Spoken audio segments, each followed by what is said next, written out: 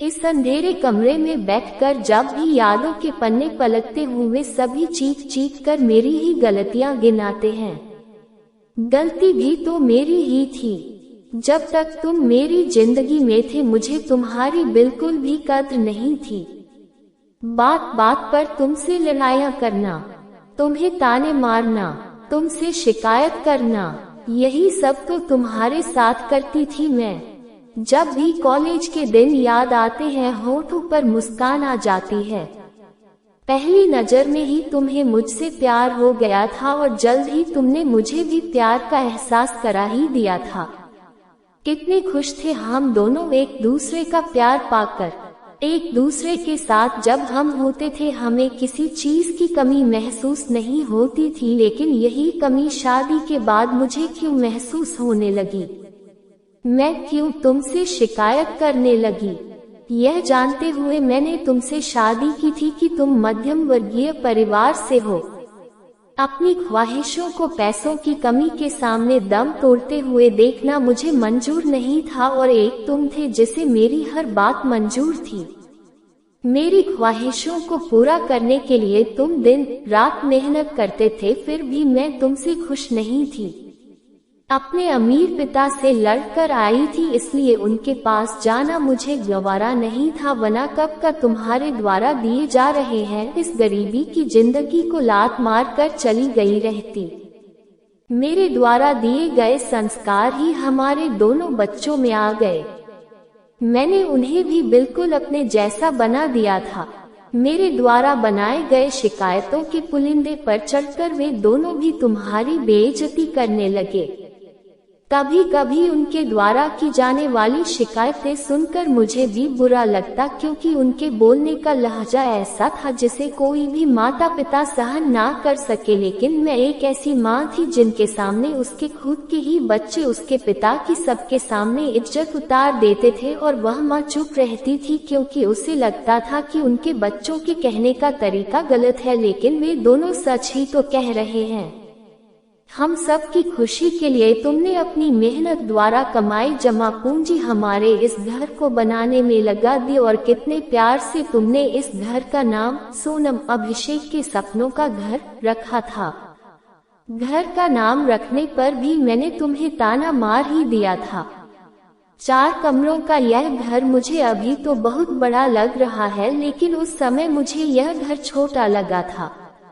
जिस तरह मैं तुम्हारे साथ समय बिताने के लिए तरसते हूँ, ठीक उसी प्रकार तुम भी मेरे साथ समय बिताने के बहाने ढूंढा करते थे।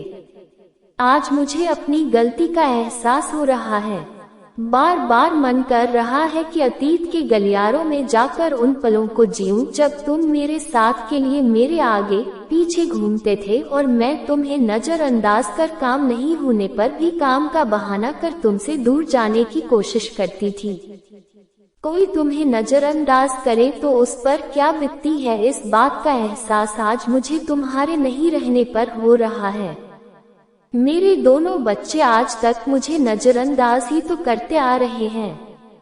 घर में नौकर है और वह भी उन्होंने इस दुनिया वालों को दिखाने के लिए रख रखा है। वे समाज को दिखाना चाहते हैं कि हमें अपनी माँ की कितनी फिक्र है। इस उम्र में हमारी माँ कैसे इतने बड़े घर का ध्यान रखेंगी, खाना बनाएंगी। यही वजह है कि उन्होंने राजू को इस घर की देखभाल करने के लिए रख रखा है भी राजू बहुत प्यारा बच्चा, अपने बेटे से कम नहीं मानती मैं उसे। वह भी मेरी देखभाल किसी अपने की तरह करता है। आज उम्र के उस पड़ाव पर पहुंच चुकी हूँ जहाँ ना जाने जिंदगी की कौन सी सुबह, कौन सी दोपहर, कौन सी शाम और कौन सी रात आखिरी हो। तुम्हें मेरी जिंदगी से हमेशा के लिए गए 10 साल हो चुके हैं। मुझे तो तुम्हारी आदत पड़ चुकी थी। रोज सुबह उठकर तुम्हें ताने देना, तुमसे शिकायतें करना मेरी दिनचर्या में शामिल हो चुके थे। तुम्हारे जाने के बाद से ही मुझे तुम्हारी कमी खलने लगी। लोगों द्वारा कही बातों पर पहले मैं यकीन नहीं करती थी, लेकिन तुम्हारे जाने के बाद मुझे यकीन हो गया कि जब तक अपनी पसंदीदा चीज अपने पास रहती है तब तक हमें उस चीज की कद्र नहीं होती, लेकिन जैसे ही वह चीज हमसे खो जाती है, किसी भी कारणवश हमसे जुदा हो जाती है, हम उसके लिए बेचैन हो जाते हैं। अपनी पुरानी तमाम बातें हमारी आंखों के सामने घूमने लगती हैं और हम इस निष्कर्ष पर पहुंचते हैं कि हमें ऐसा नहीं करना चाहिए था। मुझे भी अपनी गलती का एहसास तब हुआ जब तुम मेरी जिंदगी में नहीं थे। कमान से निकला हुआ तीर जिस तरह वापस कमान में नहीं आ सकता, ठीक उसी तरह मेरी शिकायतें भी, मेरे ताने और तुम भी तो वापस नहीं आ सकते। अगर आ सकते तो मैं तुम्हें अपने से कभी जुदा नहीं होने देती। मैं उन पलों को यादगार बना देती जिस पल में तुम मेरा साथ चाहते थे। बीता हुआ पल लौटकर नहीं आता और बीते हुए पल में हमारे द्वारा की गई गलतियां भी हम तभी सुधार सकते हैं जब वह शख्स इस दुनिया में हो। मुझे शिकायत तुम्ही से थी अभिषेक। काश मेरी पश्चाताप भरी बातें सुनकर तुम लौट आते। आज फिर मुझे तुमसे एक और शिकायत है कि तुम मुझे छोड़कर अकेले क्यों चले गए। तुमने तो मेरा साथ देने का वादा किया था, फिर भी जिंदगी के सफर में मुझे अकेले ही छोड़कर तुम चले गए। अपनी सोनम को साथ भी नहीं लेकर गए तुम। मां जी का बड़बड़ा रही है आप। किससे आपको शिकायत है और कौन आपको छोड़कर चला गया? राजू के पूछे गए सवाल से सोनम देवी वर्तमान में आई और उन्होंने राजू से कहा कि मुझे कल भी शिकायत अपने पति से ही थी और आज भी शिकायत उन्हीं से है। वही मुझे अकेले छोड़कर चले गए।